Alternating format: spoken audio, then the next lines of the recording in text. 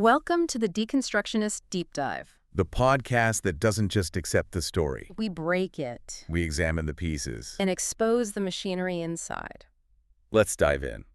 What if everything about the flow state, that promised zone of effortless peak performance, isn't just wrong, but designed to be wrong? It's the big question, isn't it? The most seductive one in our modern world. It really is. Because we live in this culture that is just completely, utterly obsessed with optimization. It's everywhere you look. You open your phone, you scroll through social media, you see the ads, and the message is always the same. Right. It's relentless. It's that you aren't enough. You need to be faster, you need to be smarter, you need to be, what's the number they always use? 500%. You need to be 500% more productive. Exactly.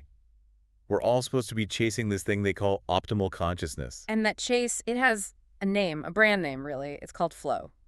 We've all heard the pitch. Oh, yeah. It's that magical zone where time just melts away, where your inner critic goes silent, and you suddenly become this god of productivity. You're not just working anymore. No, you're channeling genius. Yeah. It's the rise of Superman, right? To borrow from Stephen Kotler's big manifesto. But that's the thing about Superman stories, isn't it? What's that? They're fiction.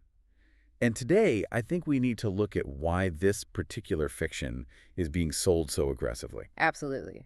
But before we get into the whole Superman myth and start taking apart the machinery, we have to go back to the beginning. To the source. Yeah, because this didn't start as a productivity hack for some coder in Silicon Valley. No, not at all. It started with Mihaly Csikszentmihalyi. Back in 1975.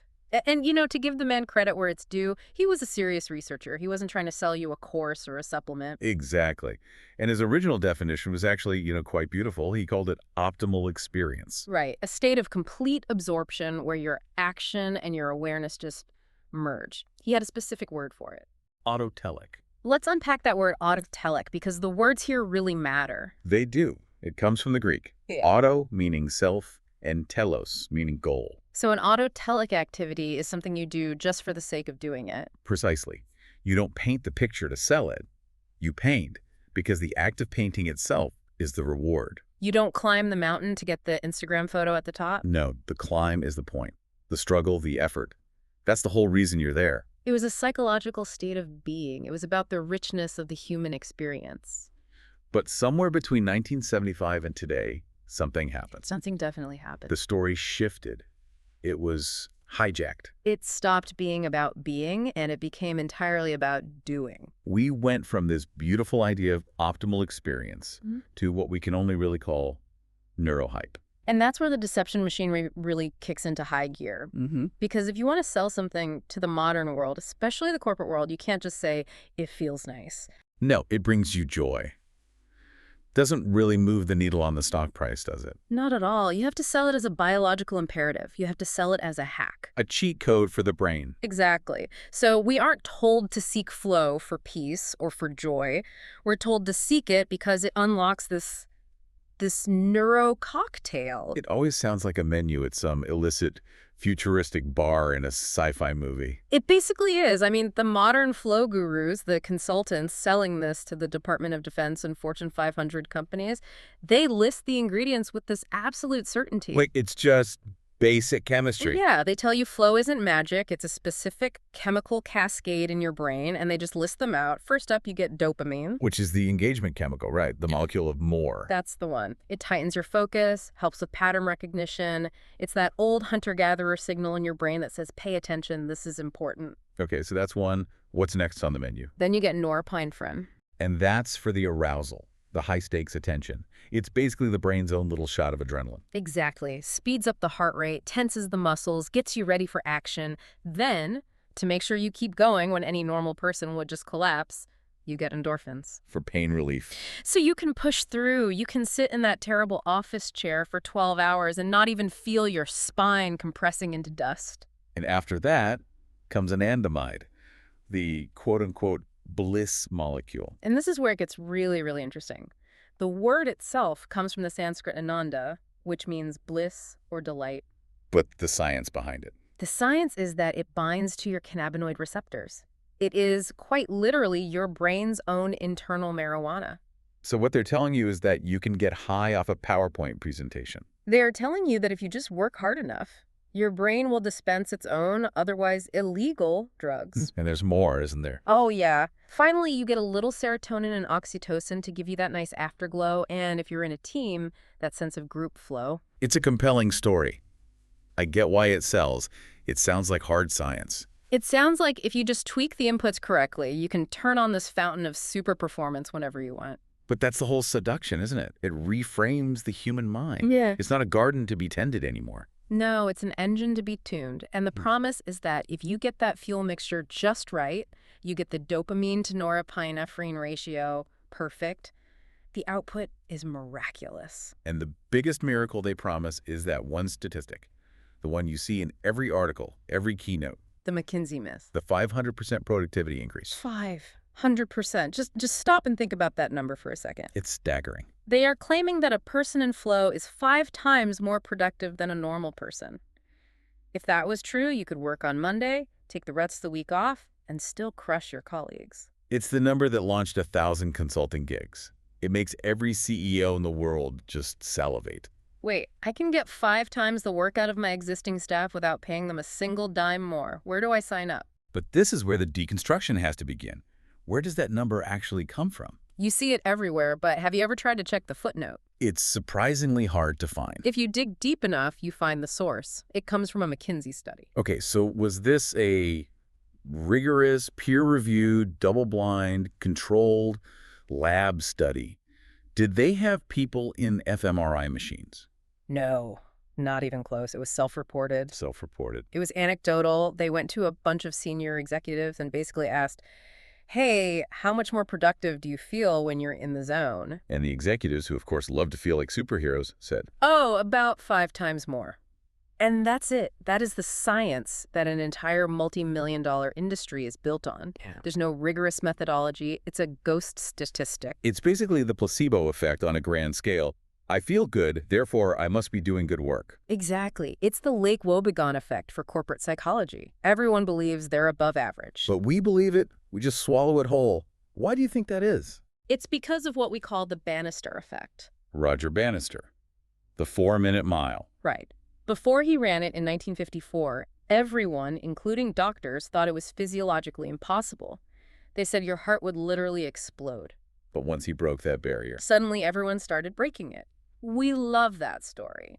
We love the idea that the only thing holding us back is our own limiting beliefs. it's the ultimate mind over matter narrative. So when a guru comes along and tells you, you're only operating at 10% of your capacity, but flow can get you to 500%, it just overrides our natural skepticism. It appeals to our deep-seated desire to be limitless. And it tells us the only reason we're not Bill Gates is that we just haven't unlocked the state yet. But logically, it's a trap. The classic correlation versus causation trap. Exactly. Even if we accept that highly productive people report experiencing flow, does the flow cause the productivity? Or is it the other way around? Right. Or are highly skilled, competent people just more likely to enjoy their work and, report feeling good while they're doing it? The arrow of causality could be completely backward.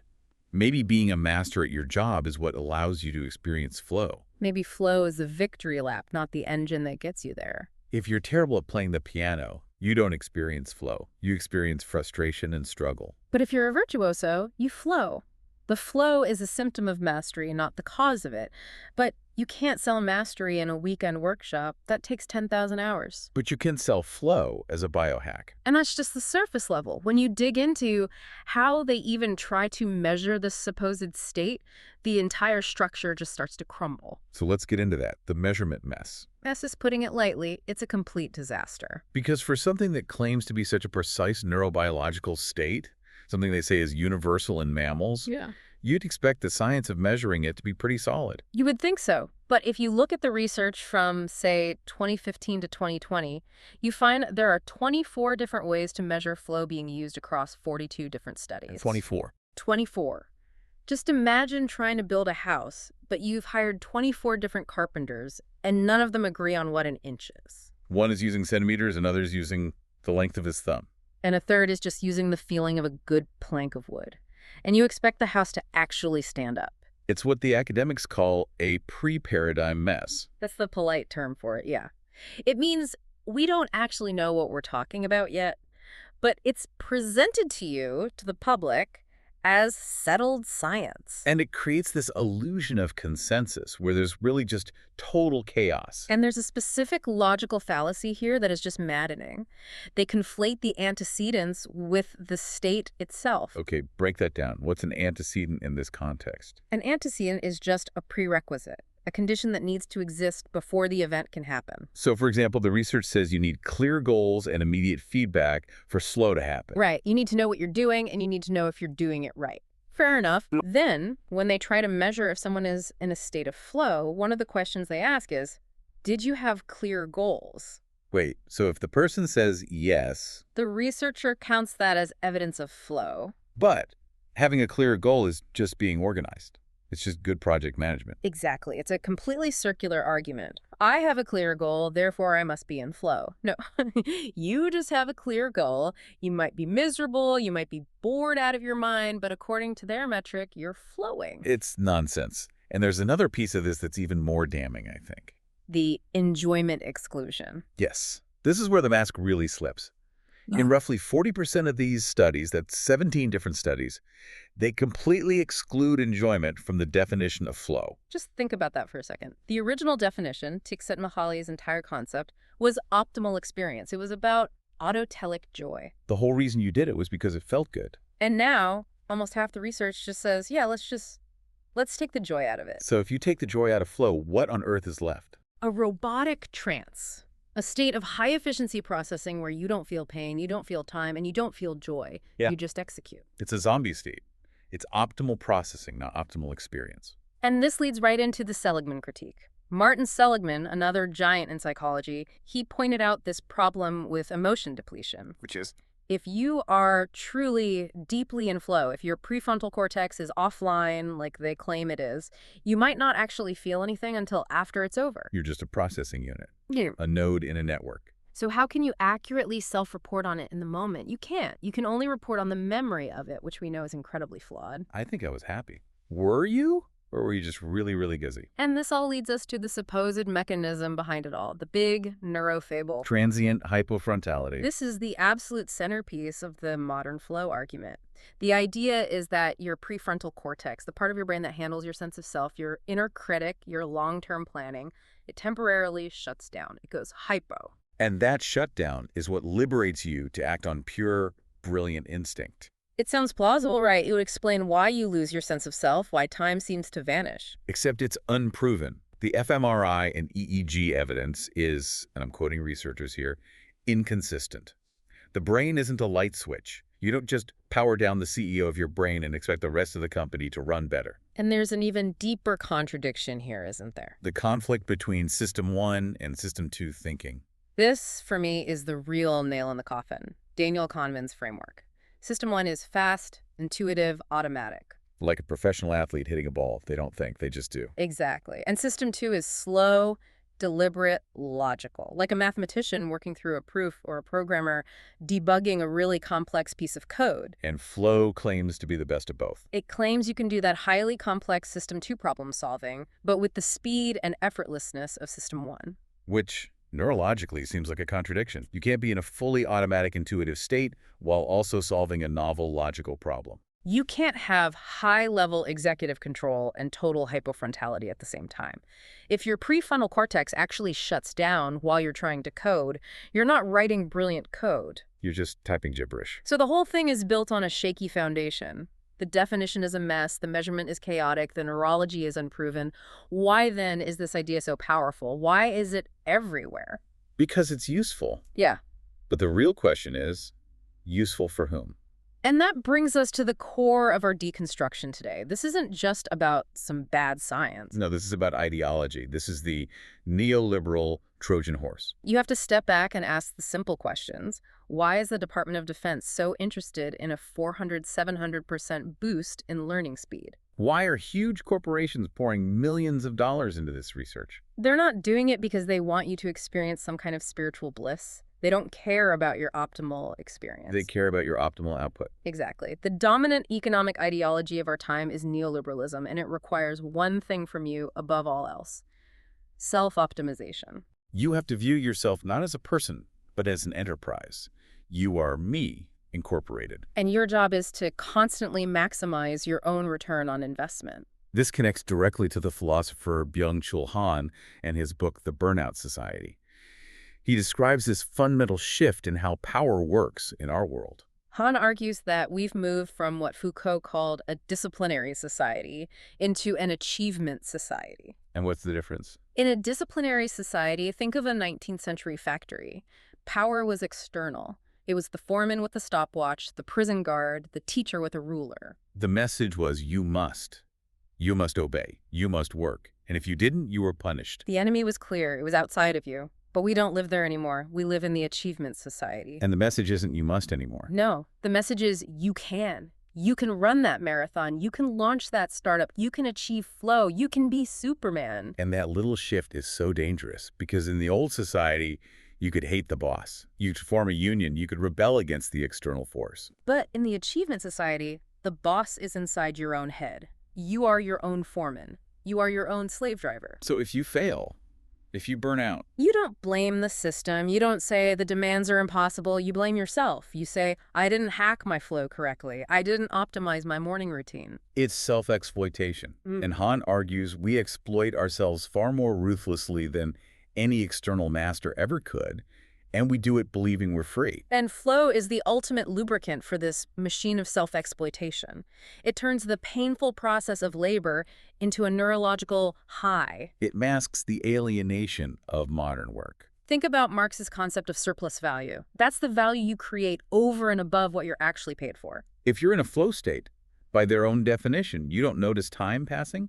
You don't notice the difficulty of the task. You don't notice that you're hungry or tired. You are essentially anesthetized by your own brain chemistry. So you give more labor, you work longer hours, you solve harder problems, and you do it all for the same paycheck because the work itself feels good. It is the perfect capitalist Trojan horse. It comes to your gates promising liberation, that autotelic joy, the feeling of being Superman. But what it delivers is total obedience. You become the perfect worker. Highly productive, self-motivated, and chemically addicted to your own job. It's what Guy Debord might have called the spectacle of consciousness. Your own internal state is no longer your private sanctuary. It's a product to be managed, optimized, and displayed for maximum output. And if you're not happy, if you're not flowing, you are failing the market. Positivity itself becomes a tool of production. And this creates what some have called a totalitarianism of happiness. It sounds extreme, but think about it. If happiness and flow are the new normal, the new optimal, then anything else, sadness, boredom, frustration, even just slow, deliberate thought, becomes a pathology. It becomes a sickness that you need to cure. And it shifts all the blame. If you're burnt out, it's not because the system is crushing you. It's because you have a mindset issue. You just didn't try hard enough to be happy. Which brings us to the collateral damage. Because when you deploy an ideology like this at a global scale, it doesn't just hurt individuals, it erases entire cultures. Let's talk about that erasure. The research on flow is overwhelmingly, notoriously weird. Western, educated, industrialized, rich, and democratic. It assumes a very specific model of a human being. The Western individual, the hero. The narrative of flow is always about the lone individual conquering a challenge. The climber on the rock face, the coder at the screen, the surgeon in the operating room. It's heroic individualism 101. But what about collectivism? What about the vast majority of human cultures where the goal isn't individual peak performance? Where the goal is group harmony, cohesion, stepping back so the group can move forward together? The current model of flow has no room for that. It basically erases that cultural context. By defining optimal as this intense individualistic high arousal state, we delegitimize all these other valid ways of being. And then they double down on it, claiming it's universal in mammals. They say it's an evolutionary leftover from the fight-or-flight response. Which is just so reductive. It reduces all of human complexity down to an animal's response to scarcity. It treats a poet the same way it treats a panther hunting for food. It ignores the soul, the community, the culture. And that leads to the pathologizing of the normal. If flow is the peak, the optimal state we should all be chasing, then by definition, normal life is suboptimal. Your Tuesday afternoon doing laundry, your quiet walk, your conversation with a friend, all of it is seen as less than. And you see this with the push for gamification in the workplace. Let's turn every boring task into a game to trigger that dopamine loop. But gamification is often just a trick to get unpaid or underpaid labor.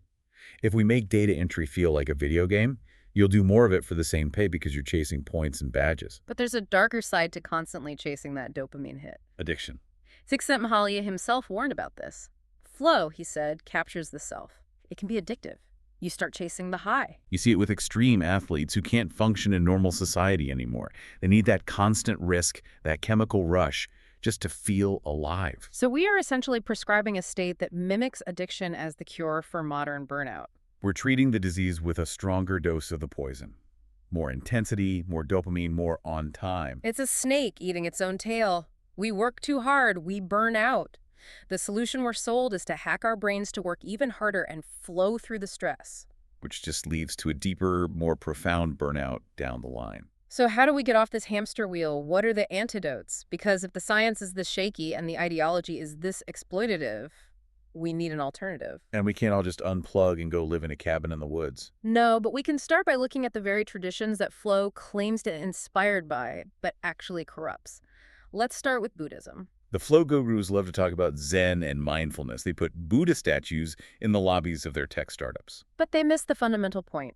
Flow focuses on absorption, getting lost in the activity. Whereas Buddhism seeks detachment. It seeks clear, calm awareness of the activity, not being consumed by it. Flow chases the high. It's about craving that pleasurable state. But in Buddhism, that craving, tanha, is seen as the root of all suffering, or dukkha. So if you're constantly chasing the state of flow, you are actively creating suffering for yourself because you're constantly rejecting the state of non-flow, which is most of your life. Exactly. And the middle path in Buddhism is about moderation. Flow demands a 4% stretch. It demands you constantly push yourself right to the edge of your abilities into risk. Yeah, then there's Stoicism. A Stoic would look at a flow junkie and just see a slave. A slave to what? A slave to dopamine. For a Stoic, virtue is the only true good. It doesn't matter if you feel good while you're doing your duty. You do it because it is the right thing to do. Flow is entirely dependent on the outcome feeling good. A Stoic rejects the need for that feeling altogether. The Stoic soldier stands his post in the freezing rain, not because he's flowing, but because he is disciplined and virtuous. But maybe the most radical antidote of all comes back to Byung-Chul Han. The power of inaction. Han argues that what we need isn't more flow. We don't need more high-speed animal multitasking. We need profound boredom. That sounds like torture to the modern ear. Profound boredom. It does, but listen to what he means by it. Flow is just high-speed processing. It's reacting perfectly to stimuli. You're on a set of rails. But true creativity, true contemplation, the ability to have a new thought that requires stopping. It requires the ability to not react, to just sit with the silence and let your mind wander without a goal. In a world that tells you you have to be a shark, constantly moving or you die, the act of stopping becomes revolutionary. We have to reclaim the right to be unoptimized. I love that phrase. The right to be suboptimal, the right to be slow, the right to be a little bit clunky. The Bannister effect tells us to break through barriers, but maybe, just maybe, some of those barriers are there for a reason. Maybe they're there to protect our sanity. Maybe we shouldn't be trying to run a 4-minute mile every single day at the office. Maybe that barrier of fatigue or boredom is just the immune system of your psyche telling you, stop, rest. You are not a machine. So, we've pulled apart the fraud. Right. We've seen the shaky science, the 24 different rulers, the missing joy. We've seen the neoliberal ideology beneath it all, the self-exploitation, the boss in your head. And we've seen the collateral damage, the cultural erasure, the addiction to the high. And we've offered the antidote, the heretical antidote. Embrace boredom. Reject the hack. Stay human. I think we need to go back to that neurococktail for a moment because the language they use is just so manipulative. It's not just biology, is it? It's marketing. It's pure marketing. When they talk about these chemicals, they're creating a hierarchy of value. They're saying your normal brain chemistry is baseline. It's insufficient. This is the premium fuel. Right. Let's take dopamine again. They brand it as the focus chemical. But dopamine is also the molecule of more. It's the molecule of dissatisfaction. It's what keeps you scrolling, keeps you wanting the next thing, the next high. So by framing flow as a dopamine event, they're essentially framing never being satisfied with the present moment as the engine of success. Which, as we said, is the exact opposite of the Buddhist principle of contentment. And anandamide, the bliss molecule. The fact they use the Sanskrit word ananda is so co-opting. They're literally selling you the idea that your work can get you high. Don't take a vacation, just finish that quarterly report. You'll get the same chemical bliss. It's redirecting our very human desire for escape and joy right back into the engine of production. And oxytocin, the cuddle hormone, in the context of group flow, that's particularly insidious. Because corporations want you to bond with your team like a family. Why? So you feel guilty if you leave.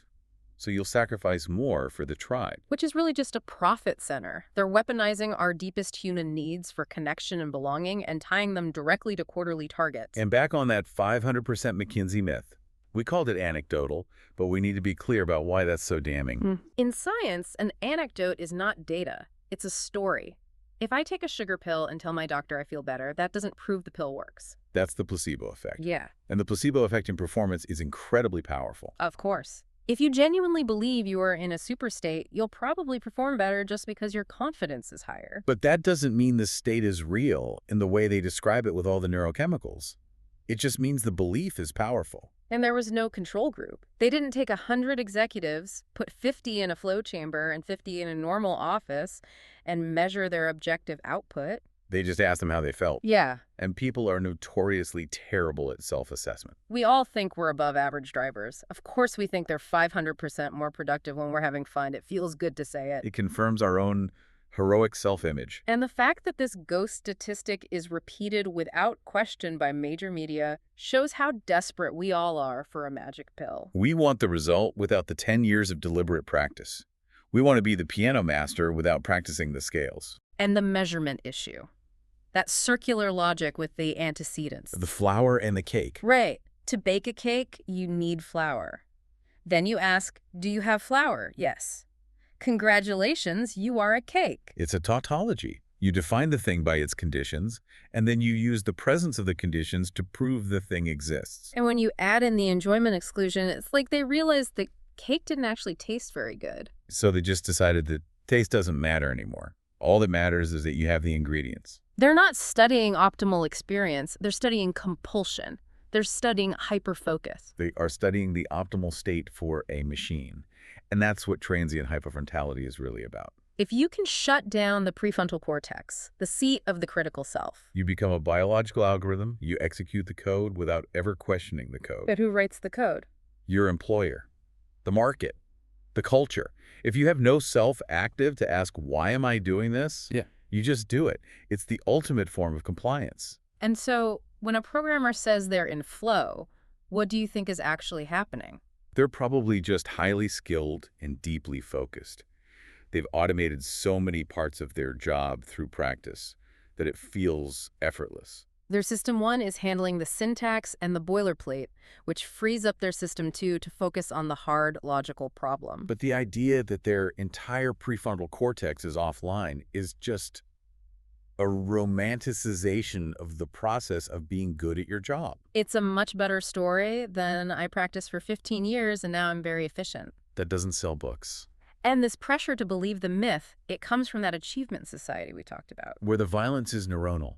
We attack our own nervous systems with endless goals and the demand for constant positivity. And flow is sold as the armor for that battle. Don't burn out, just flow. But it's really just victim blaming. It's what Lauren Berlant called cruel optimism. An attachment to a fantasy. That is actually the obstacle to your own flourishing. The fantasy is that you can be limitless.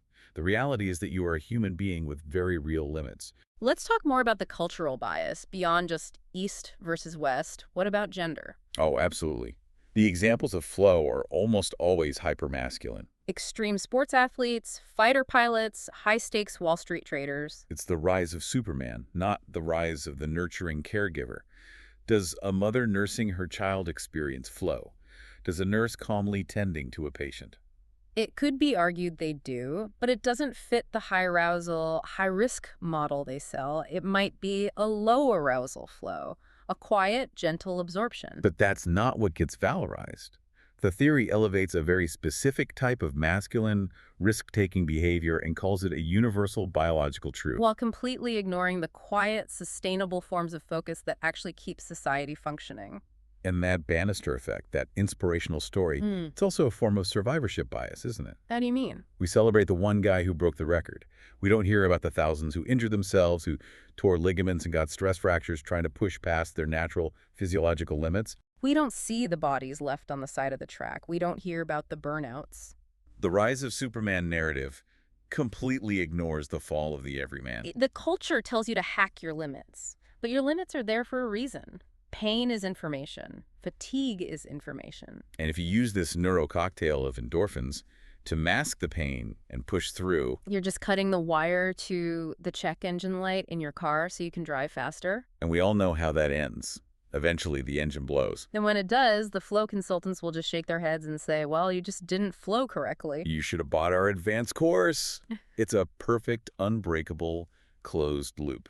A perfect trap. So to you, the listener, when you're looking at your bookshelf, at those books promising peak performance or stealing fire, You have to ask yourself, are these tools for me? Or are they tools to make me a better tool for the system? are you optimizing your own freedom and joy? Or are you just optimizing your utility to someone else? Because there's a huge difference between being a free human and being a high-performance tool. A hammer is a high-performance tool, but it's still just a hammer. Don't be the hammer. Be the hand that decides whether to pick it up. Or be the one who decides, you know what, I'm not going to build anything today. And that's okay. Once you see the machinery behind this, you really can't unsee it. No, you start noticing the language everywhere. Job ads that say, must thrive in a fast-paced environment. Which is just code for you must be able to chemically induce a trance to survive our chaotic management. Self-help apps that tell you to get in the zone. Which is just code for please escape your actual life for a while. It's the Matrix. It really is. And we're offering the red pill. But the red pill isn't another dopamine hit. It isn't bliss. The red pill is just reality. And reality is sometimes boring, sometimes it's slow, and sometimes it's frustrating. But it's yours. It's autotelic in the truest sense. You live it for its own sake. Not for the output. And that's our deep dive for this week. Remember, the most dangerous illusion is the one you don't know you're in. But now you know. So here's our question for you. Knowing what you know now about the illusions of flow, what's one optimal belief in your own life that you're ready to shatter starting today? Let us know in the comments. Question the narrative. Deconstruct the dogma. See the system. We'll see you next time. Stay skeptical. Thank you for joining us.